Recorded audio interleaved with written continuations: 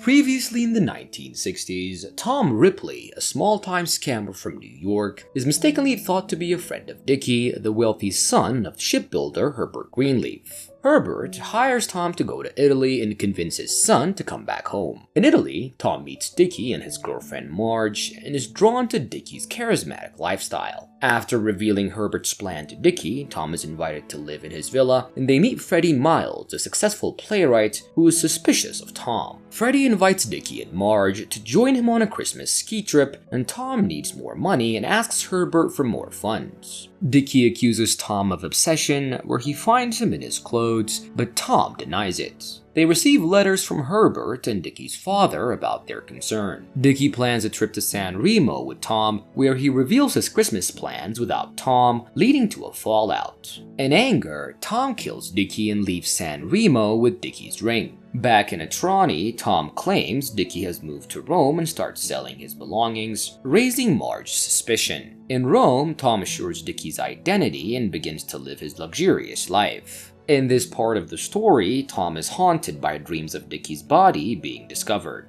However, the absence of any news reports about a deceased American suggests that he is safe for the time being. Tom begins to look for an apartment, and during an inspection, he tells the landlady, Signora Buffi, that his family is involved in the shipbuilding industry and that he is in Rome studying painting. Signora Buffi shows him a functioning telephone in the apartment, which Tom appears to be impressed with, although it will eventually lead to complications for him. After paying 2 months' rent in advance, Tom goes shopping for necessities, and amongst his purchases are Recorded by Mina, which features a song that he had previously heard with Dickie, and a large glass ashtray. He also collects Dickie's repaired watch from a jeweler and writes a letter to Marge. In the letter, Tom expresses his appreciation for the scarf she made, which he had discarded earlier, and vaguely mentions the possibility of traveling to Sicily. When Tom goes to the American Express to collect Dickie's suitcase that was sent ahead, a teller gives him a suspicious look. However, no issue arises at this point. Upon returning to the apartment, Tom finds the elevator is now functioning. He has started painting, following Dickie's footsteps, and he's already proving to be a better artist. He chooses to ignore the buzzer at his apartment and doesn't pick up the phone when it rings. Despite his efforts to avoid contact, an unexpected visitor arrives at his door after the landlady informs Freddy that Dickie was home. In reality, it was Tom who was at home, and he tells Freddy that Dickie was out and will return later. Fortunately, Tom manages to remove Dickie's ring before Freddy notices it on his finger. Despite Tom's insistence that Dickie's not home, Freddy decides to stay. He helps himself to a drink and then remarks that Tom's shoes are identical to his. Freddy and Dickie had brought their Ferragamo shoes in Florence, but Tom claims this pair is from New York. Freddy expresses his frustration at Dickie's absence during Christmas in Cortina and travels to Rome to uncover the reason behind it. The question arises, how did Freddy locate the apartment? It turns out that the phone company provided him with Dickie's name. After a tense exchange, Freddy requests Tom to relay a message that he is residing at the Excelsior Hotel, which happens to be the same hotel Tom initially stayed in after he killed Dickie. Freddy leaves, but he swiftly returns with further inquiries after the landlady insists that Dickie is indeed at home. During their first encounter in Naples, Freddy's suspicions were aroused, as he believed they might have already met, a claim that Tom denied. Freddy decides to investigate their mutual connection through Bob Dansley, who informs him that Tom is not an accountant, but rather a counterfeiter of false identification documents, bank letters, and other paperwork. Freddy expresses his desire to examine the back of Tom's Rolex to verify if it bears Dickie's engraved initials, and he also raises the issue of the stolen shoes. While mentioning his intention to return with the police, Freddy acknowledges that he probably shouldn't have revealed his plan to Tom. As it turns out, Freddy's intuition is accurate, as Tom employs a heavy ashtray to strike Freddy, resulting in his demise with just 2 blows. The floor becomes stained with considerable amount of blood, prompting Tom to utilize Freddy's silk scarf to soak up some of it. He nonchalantly cleans the ashtray before proceeding to search through Freddy's pockets, and among the discovered items are Freddy's British passport and keys to a flat. Initially, Tom examines the facility to locate Freddy's car, spotting several several Fiat models parked outside. After identifying the correct vehicle, he returns to the apartment to address the aftermath of the incident, and a notable presence of blood spatter is observed on the painting near the front door, prompting Tom to diligently wipe it clean. His next objective was to create an illusion that Freddy consumed a significant amount of alcohol, so he pours vodka down Freddy's throat. Additionally, Tom smokes one of Freddy's cigarettes in the area where the deceased was seated. Considering the blood continues to seep from the wound, Tom places a hat on Freddy's head to conceal it, intending to transport him downstairs. They enter the elevator, but unfortunately it malfunctions before reaching the ground floor. At this point, the opening scene of the movie, where Tom is seen dragging a body down the stairs, is revealed to be Freddy's. Although Tom leaves traces of blood in the elevator and on the steps, his immediate priority was to transfer Freddy into his car. However, Tom encourages a challenge when he notices other people present on the seat, necessitating him to think quickly and adapt to his plan accordingly. To begin, Tom planned to kiss on Freddy's lifeless body, attempting to create the impression that Freddy had indulged in excessive drinking. He then approaches a man walking his dog and informs him that Freddy had consumed an excessive amount of alcohol. This serves as a cover story for Freddy's current state, and subsequently, Tom drives Freddy away from Rome and takes a deserted countryside road. From a nearby tavern, Tom hires a taxi to return home while leaving Freddy slumped in the passenger seat of the Fiat. Acting swiftly, Tom proceeds to clean the bloodstains on the stairs and in the elevator, ensuring that no one detects any sign of foul play. However, he realizes that he unintentionally left behind Freddy's passport, causing him frustration. Determined to rectify the oversight, Tom takes a taxi back to the tavern and then walks to the car, retrieving Freddy's belongings to stage the scene as a robbery. He subsequently returns in a different taxi and discards Freddy's passport down a sewer gate. Unbeknownst to him, there are traces of blood he missed on the stairs and cat paw prints left behind in crimson, but he fails to notice them in his exhausted state.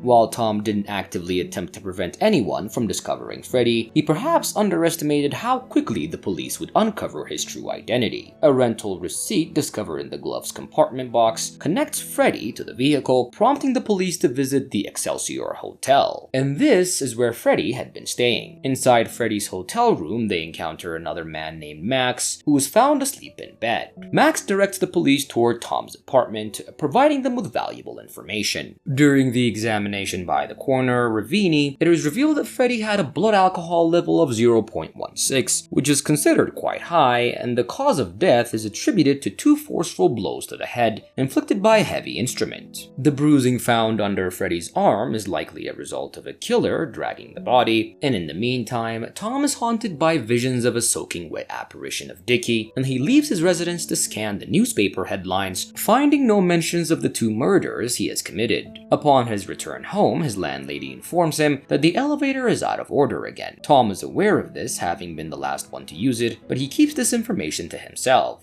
When the landlady notices the blood on the stairs, she attributes it to the cat bringing in a dead animal. Once back in his apartment, Tom looks up the ferry schedules to Palermo and begins packing Dickie's suitcase. He disregards the incessant ringing of his phone. However, when he peers out his front door, he spots the police ascending the stairs. Although Tom manages to conceal the suitcase in time, he overlooks the blood-soaked clothes in his bathtub, and Ravini conducts an interview with Tom in English to avoid any misinterpretations and informs him that Freddy had been murdered under suspicious circumstances. Unbeknownst to Ravini, the ashtray he is casually using is an actual weapon used in the murder. Tom responds with a well-rehearsed yet nonchalant explanation about the time the inebriated Freddy departed from his apartment the previous night. He deliberately mentions Freddy's notorious party lifestyle and subtly hints at Freddy's homosexuality, insinuating a possible botched romantic encounter or a robbery as potential motives. The inspector instructs Tom to pick up his phone the next time it rings and advises him against traveling to Palermo until further notice. Once the police depart, Tom meticulously cleans the bathtub and disposes of Freddy's blood-stained scarf in a random trash bin, and there's no DNA evidence linking this piece of clothing to the victim. The late edition of the newspaper headlines the horrific murder of British tourist, accompanied by a photo of Freddy's lifeless body. Upon returning home, Tom discusses the case with his landlady, and she shares the belief that robbers are responsible for Freddy's death. She vows to keep reporters out of the building and mentions that Freddy was exceptionally impolite to her. Before Marge learns about her friend's fate, she finds out that Dickie has sold his boat. This strikes her as highly unusual, but the boatkeeper reassures her that everything was legitimate. She then notices the headlines, which includes the fact that Dickie had already been interrogated. In the meantime, Tom answers a call and impersonates Dickie's voice to assure Max that they will meet at the Excelsior the following morning to discuss Freddy. However, Tom doesn't show up for the meeting the next day, as a dead man can't show up to an appointment. While Dickie's body remains underwater and the boat in which Tom murdered him during their trip to San Remo is found. The police also locate the hotel, discovering that although 2 men checked in, only Dickie checked out, and the evidence of Tom's crimes is gradually coming together. However, Ravini believes that Dickie is the one who is still alive. Tom arranges to travel to Palermo, reserving a hotel under the name Dickie. Prior to his departure, Ravini visits Tom's apartment and informs him about the discovery of the boat. Tom feigns surprise at this development, claiming they returned the boat and speculating if the blood could be from a fish. Ravini remains skeptical, noting that Tom has not yet returned to New York as planned, and regrettably, Ravini lacks definitive evidence, so he could not arrest Dickie. He allows him to travel to Palermo, but instructs him to notify him of any changes in accommodation. Tom informs Ravini that Tom Ripley had no fondness for Freddy, which is indeed true. Once in the police department, Tom's phone begins to ring. It's Marge, who is conveniently located downstairs. To prevent a reoccurrence of the incident with Freddy, Tom decides to meet her at a nearby cafe, changing back into his usual attire. Marge had pleaded with the police to disclose Dickie's apartment address, but she had numerous other inquiries for Tom. Tom clarifies that Dickie had to leave Rome, but didn't inform him of his destination. The reason for Dickie's sudden departure is because he was the last person to see Freddy, and the police have been relentlessly pursuing him. Marge mentions Dickie's sale of his boat, to which Tom responds with his typically ambiguous answer. Tom escorts Marge to the train station, ensuring that he sees her off to Antari. It was time for Tom to bid farewell to Rome, with his plans to travel to Palermo remaining intact. Please like the video and subscribe to my channel, and also leave me a comment below with suggestions on what movie or series we should recap next.